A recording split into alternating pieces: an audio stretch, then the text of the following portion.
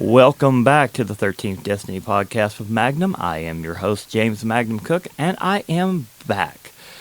Wow, long exit. Sorry, guys, and everybody else that listens to this show. Had a couple friends ask about why I hadn't been back on, that I listened to the show, and I said I've just had a lot going on. And I finally, here on the 4th of July Eve, I finally got this where I'm able to work on getting this show on. And hopefully everything, I can get some put back on track. Been so much going on. As you know, I still work, so I've got a lot of things going on with that. And I don't get a lot of support for the show. The show is 99% supported by me. There's a little support here and there, but that I've gotten, like we've had an associate producer here and there who's given some money. But most of this is funded by me, so it's one of the other things is if I don't have the time to get on and take from my other schedule, it gets very difficult. So I'm going to try to figure out a way to get more funding so I can get more guests on. If you're interested in funding the show and trying to see this show become something a little bit bigger than what it is, that'd be awesome. But you can always contact me through my emails. I think those are available. If not, I'll make them available. But yeah, so anything that you hear or do, like I say, most of it is funded by me. So if the episodes are very far apart or they're close together, it depends on what's going on with me otherwise. So lots been going on. Speaking of that, things might change, but I'm one of these people who, for all the successes that I've had from doing things in film myself, in the last 20 years, in the modeling stuff. I've had a lot of successes, but I've also had a lot of failures in my life. So don't think that everything is all looks like this is always super successful, and because it's not.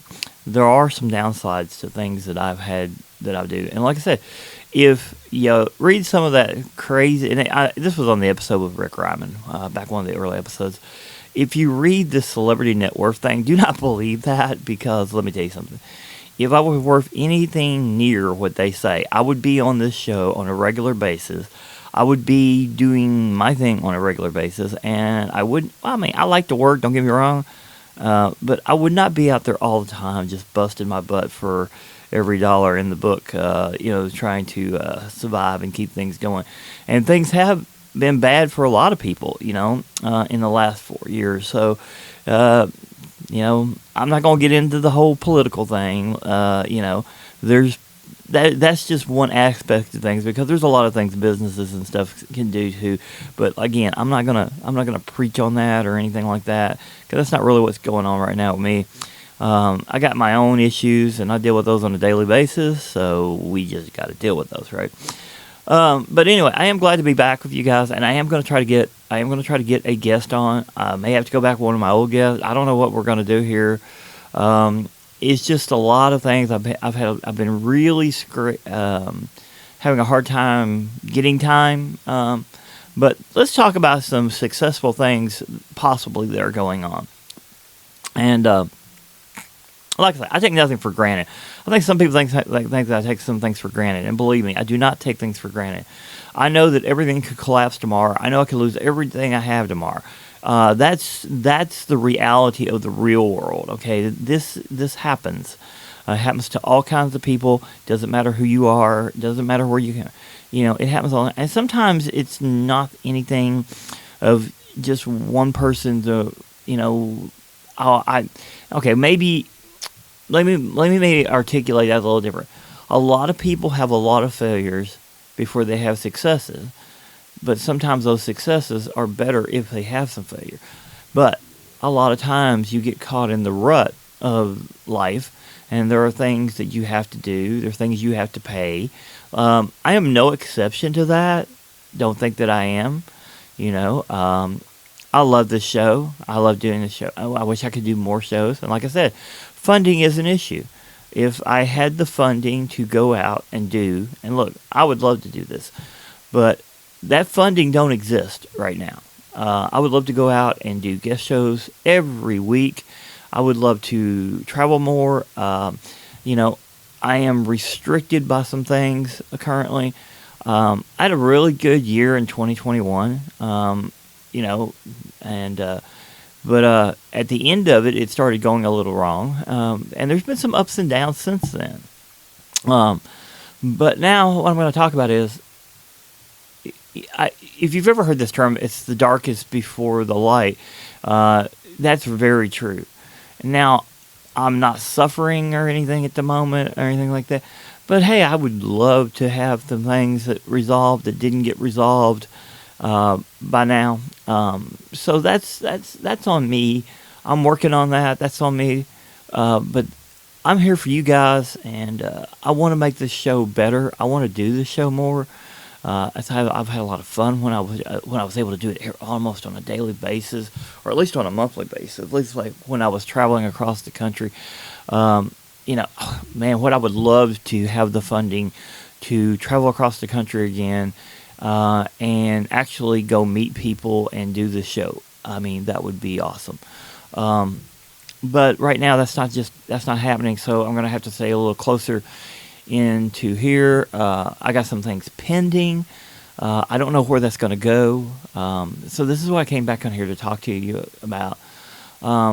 There's a possibility of a film deal about me, of all things. Maybe that happens. Maybe that doesn't happen. But it's a whole different. It's a whole different aspect of what those books that Douglas Dash wrote about me in the last 20 years that were fictional novels around me. It's going to be totally different. It's going to go back. We probably have talked about fictionalizing some of the film, maybe, but it will be based on a lot of things that have happened throughout my life if we do this film. Now, that doesn't mean this is going to happen. Deals fall through every day, and working in the entertainment business myself for several years, I know that tomorrow that could change, and this person may not want to take the project. This person may not, or someone else may want to take or it may not get done at all. I also try not to count my chickens before they're hatched, kind of thing too. Um, with Dash, it was a little different. I knew Dash. Just to be honest, I knew Douglas Dash. And he found me fascinating enough to write those fictional novels around me and use me as the main character being a real person. And believe me, I've had a great time when I was able to go out and sign the forwards in the book and posing with people and meeting people across the country, especially the servers and restaurants that I dealt with and posed with. You can find all this on my public figure page, on the James Magnum Cook page. So, you know, there's been a lot of good, but there's been some bad things that have happened too. I'm not going to go into all the details. Well, I will say this: there was one thing that I lost $13,000 on that I tried to take some legal action. That did not pan out well. You know, it's just one of these things that I had to take a step back and go, okay, well, we're gonna. It's ironic that I lost 13 because 13 is supposed to be my lucky number, right? So, you know, I had to take a step back and say, okay, well, we got to revamp this. We're going to have to do this differently. You know, and you had to make some changes. So, going back to, we are all in a mess these days. No exception to the rule here. I just happen to go out and work every day and try to make the best I can. But I do want to do this show more. The show has been fun. It was fun to meet some of the guests that I did have, even though I knew most of them. I mean, I even knew Miranda Young. I mean, I met her at one of her events. So I mean, and Miranda's also one of my friends on my Facebook now.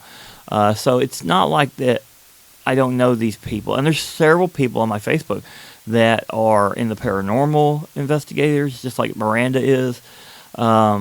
You know, so, and there's aviators, there's people there. I mean, I've got all kinds. And if you go to my LinkedIn, if you were to, you know what, I should have turned. That's on me. If you hear that, I apologize. That I know to turn my phone off, and it's and normally this time it don't have all that going on. So, which is a funny story bringing up Miranda. That's why funny that I brought up Miranda and the phone did that because I had the phone totally turned off on my interview with her. You got to check that out sometime. It's pretty funny because the phone was completely black and it was ringing through without being on.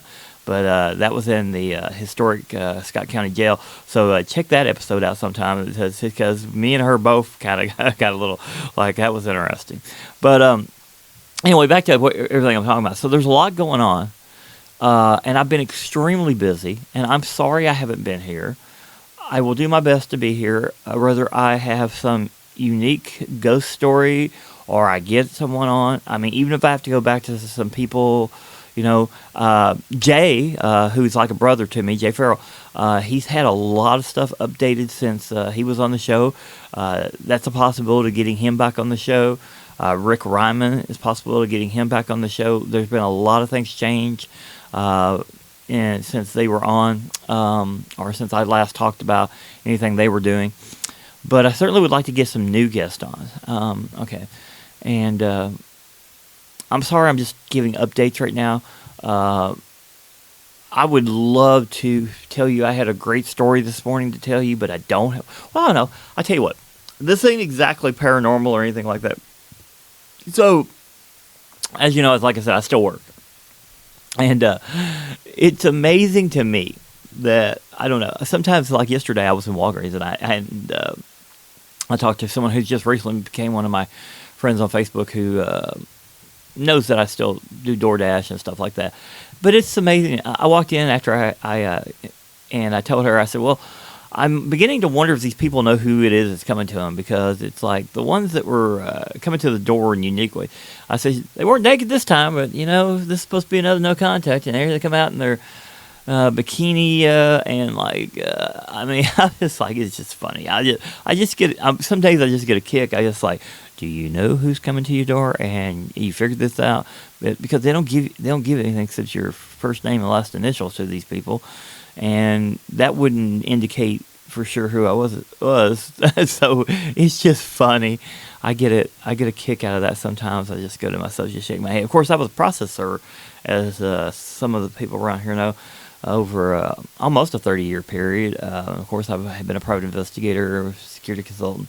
A lot of stuff which, speaking of the film that we're talking about, goes all the way back. A lot of people who maybe listen to the show that get in on the show may not even have a clue on the entire background. I mean, unless you've been on my LinkedIn.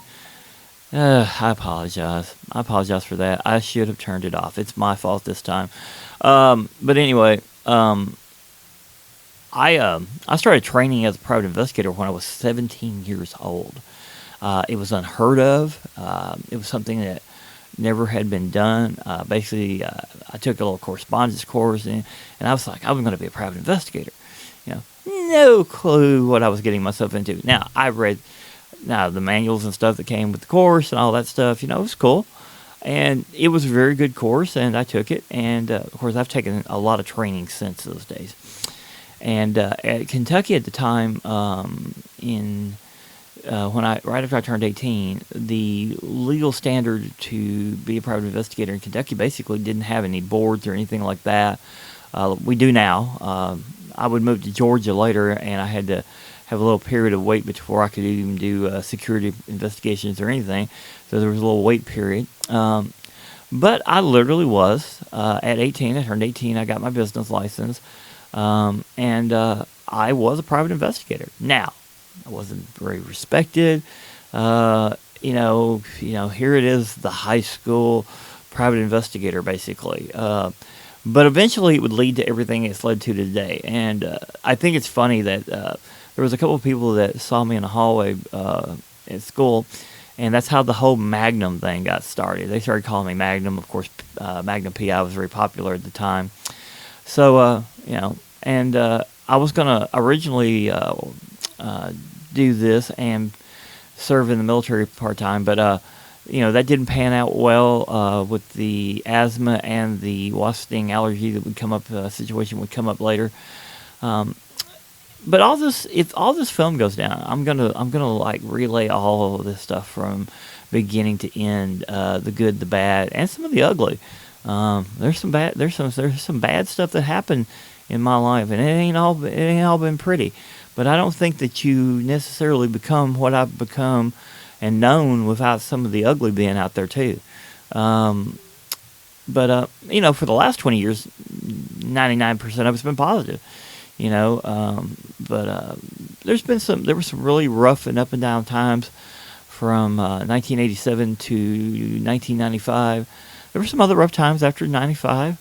Um, and I owned a business here. My dad was the manager. My dad mostly ran it, but I did own it. And then me, my mom, and dad owned the building.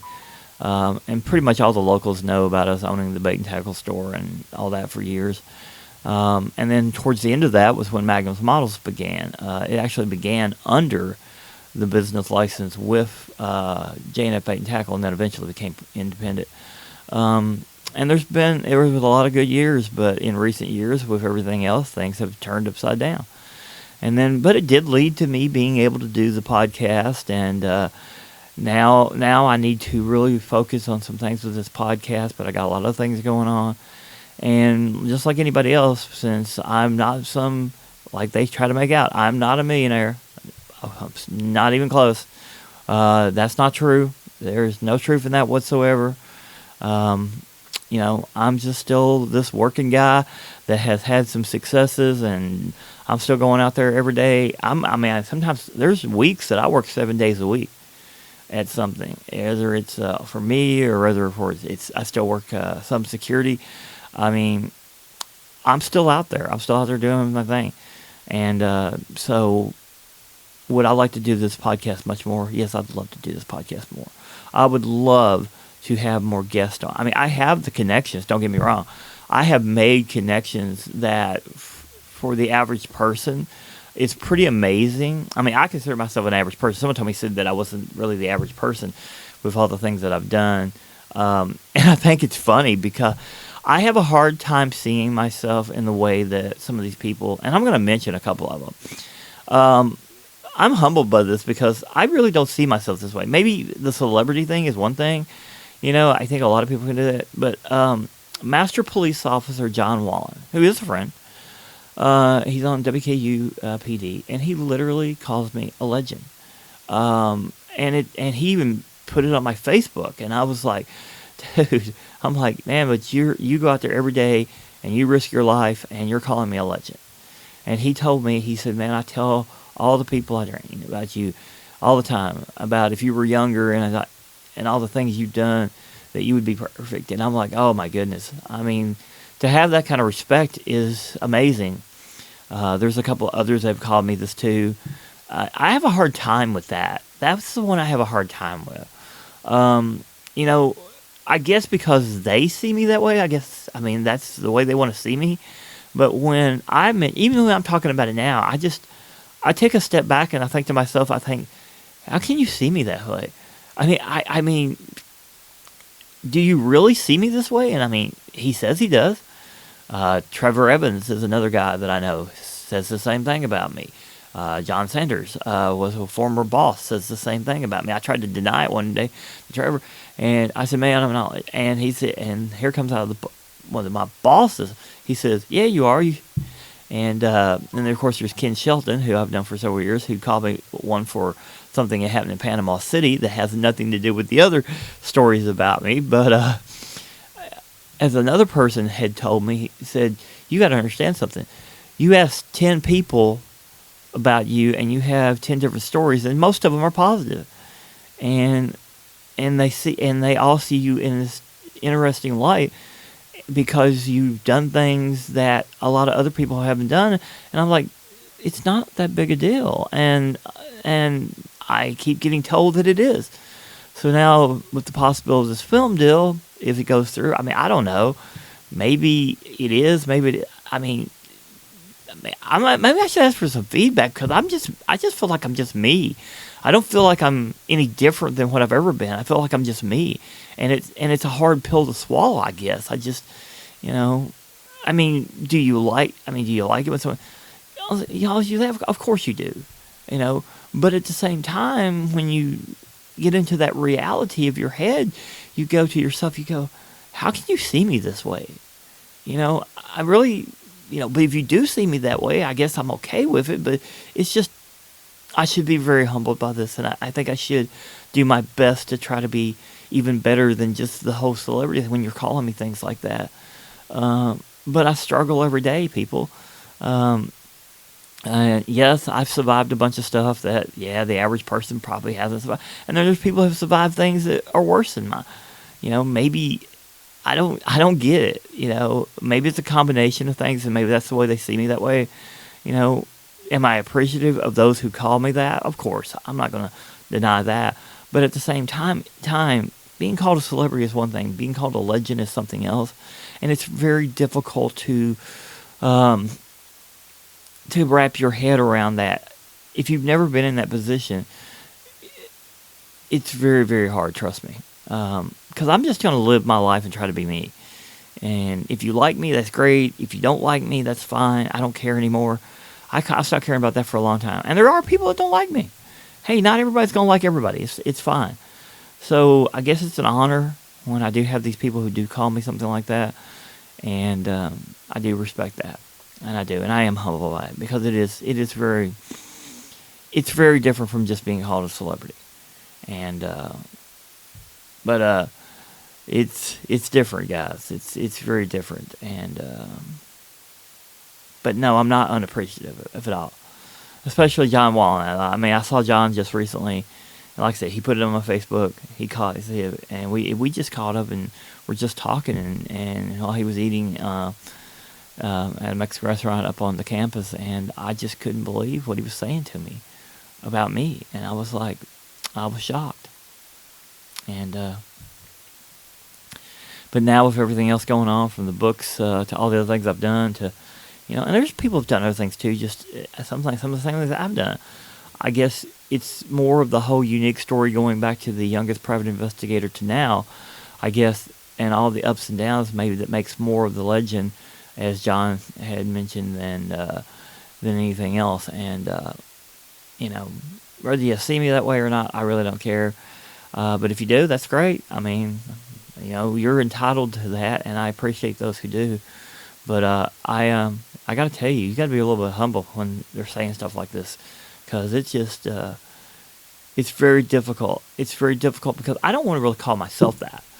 They're calling me this. Maybe I can get my head around it at some point. But I think you just need to try to stay as grounded as possible, especially when people are calling you things like that. And so I'm going to go out and still do my thing, be me. Nothing's going to change. Even if this film gets done, I'm still going to be me. I'm not going to stop being me. Whatever made me what people see me as is exactly what I'm going to keep doing. So I didn't really want to talk completely about me today, but anyway.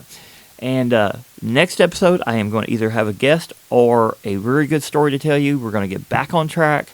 And, I do want to mention someone else while I'm on the show. And I'm going to put a link up to this. Actress, model Kayla Perkins, who I've worked with on a few things over the last few years.